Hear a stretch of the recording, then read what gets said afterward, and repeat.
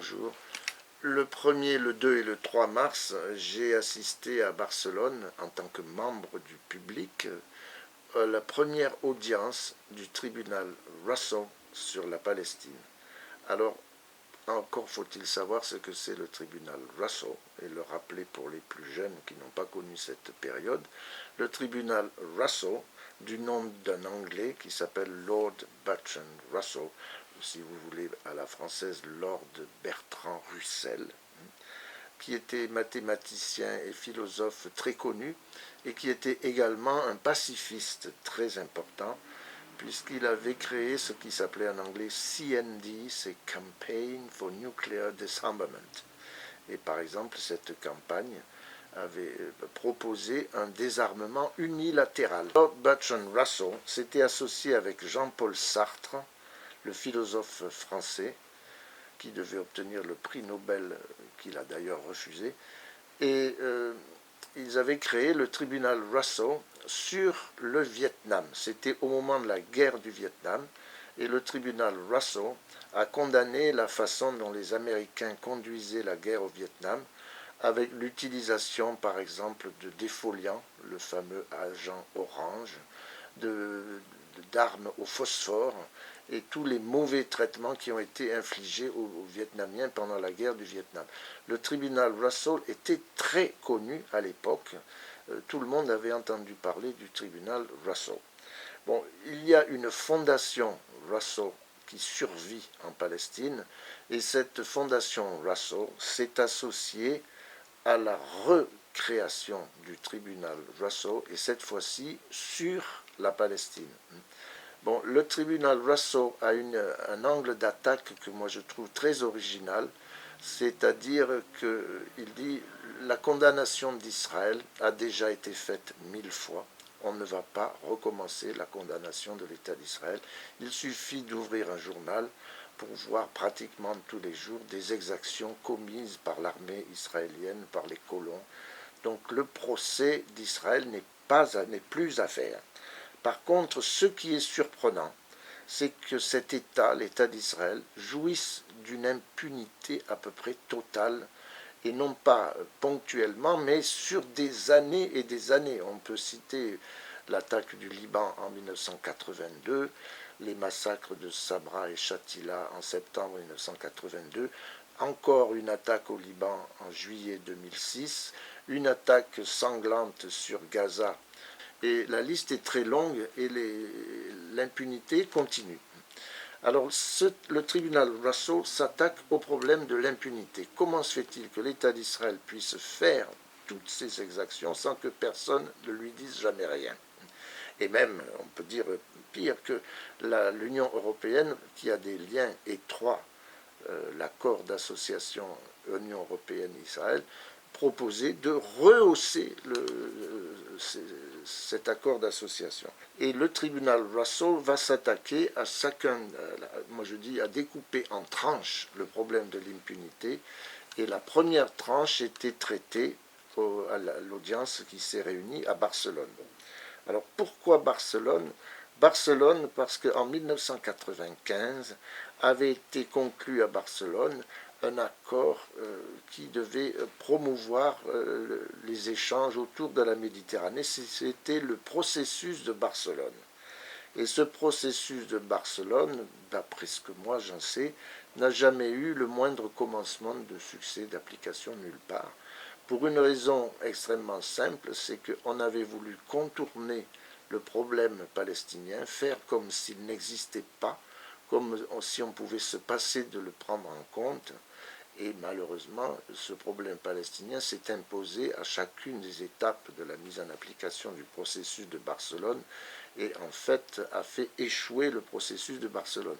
À l'origine, il était prévu que le tribunal Russell se réunirait à l'université de Barcelone, mais dans ce qui s'appelle l'illustre collège des avocats, qui était un lieu tout à fait convenable pour le tribunal Russell. Il comportait un petit amphithéâtre où le public, c'est-à-dire les gens comme moi, ont pu être admis, et d'autres salles qui ont été mises à la disposition des participants, en particulier une salle où on a pu manger, par exemple, parce que ça a duré 3 jours. Le tribunal Russell n'est pas un tribunal officiel, il n'a aucune reconnaissance nulle part. En fait, il a une valeur morale, il a une autorité morale. Mais c'est tout de même un véritable tribunal qui fonctionne comme un tribunal. Par exemple, on se lève quand la cour rentre, on écoute, on n'applaudit pas. Les gens qui sont habitués à participer à des meetings politiques souhaitent applaudir, mais dans un tribunal, on n'applaudit pas. Il comporte un jury d'une douzaine de membres qui viennent de pays très différents. J'ai déjà mentionné Maître Gisèle Halimi qui était française, Madame Aminata Traoré qui est l'ancienne ministre de la Culture du Mali, Madame Magua qui est une militante d'Irlande du Nord très connue. Il y avait des Américains, Sud-Africains, Espagnols bien entendu. Donc un tribunal très représentatif de l'ensemble de la planète en quelque sorte. Et ce tribunal, moi je dis, il ne leur manquait que les robes pour être un vrai tribunal. Il fonctionnait vraiment comme un tribunal en fonction du droit. Il suffit de voir les conclusions qui ont été rédigées à l'issue de cette audience pour voir que c'est basé sur le droit, sur les conventions internationales et sur les textes des traités. Comparaissaient devant ce tribunal des témoins qui étaient convoqués pour venir donner leur point de vue. Il y avait 2 sortes de témoins. Il y avait d'une part les témoins oculaires, ceux qui disent « j'ai vu telle chose ».